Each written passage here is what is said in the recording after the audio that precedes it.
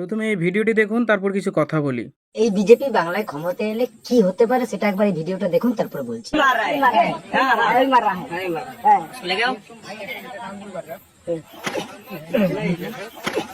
ভুলে যান এটা তৃণমূলের নেতা না পাবলিক, আপনারা ভুলে যান। শুধু একটা কথা ভাবুন, এ কিন্তু একজন বাংলায় একজন নেতার সিকিউরিটি গার্ড, সেন্ট্রাল থেকে আসা সিকিউরিটি গার্ড। তার এত বড় সাহস, সে আইনের কথা পরোয়া না করে ডাইরেক্টলি মানুষটাকে মেরে দিল।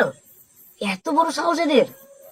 এই ভিডিওতে যে ব্যক্তিকে দেখা যাচ্ছে তার নাম প্রবাল ঘোষ। ইনি দাবি করছেন ভিডিওতে যে সমস্ত কেন্দ্র বাহিনীতে দেখা যাচ্ছে তারা নাকি কোনো নেতা বা মন্ত্রীর সিকিউরিটি গার্ড। প্রথমত আপনাকে বলে রাখি, আপনি যদি পাতার নেশা করেন তাহলে ছেড়ে দিন, এটা আপনার পক্ষেই মঙ্গল হবে।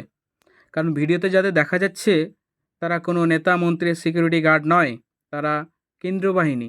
এ রাজ্যে এসেছে শান্তিপূর্ণভাবে ভোট করানোর জন্য, কারণ আপনার দিদির পুলিশ শান্তিপূর্ণভাবে ভোট করাতে পারে না। দ্বিতীয় কথা, আপনি যদি কেন্দ্র বাহিনী বা আর্মিদের শ্রদ্ধা করতে জানেন না, করবেন না, করতে চান না, করবেন না, কিন্তু তাদের অপমান করার কোনো অধিকার আপনার নেই। আর আপনি যে এইভাবে বন্ধ ঘরে মোবাইল চালিয়ে ক্যামেরা অন করে সোশ্যাল মিডিয়ায় ভাট বকছেন, সেটাও তাদের জন্যই। তারা সেই বর্ডারে গিয়ে সব কিছু ছেড়ে দিয়ে, স্ত্রী, মাতা পিতা, সন্তান ছেড়ে দিয়ে সেই বর্ডারে দাঁড়িয়ে থাকে বলেই আপনি ঘরের মধ্যে বসে মোবাইল অন করে ভাট বকতে পারছেন। আর সাহসের কথা বলছেন, হ্যাঁ তাদের সাহস আছে, তাদের সাহস আছে বলেই তারা বন্দুকের সামনে নিজের বুকটা পেতে দিতে একবারও ভাবেন না। সেটা আপনি বুঝবেন না, আপনি তো একটা গণ্ড মূর্খ।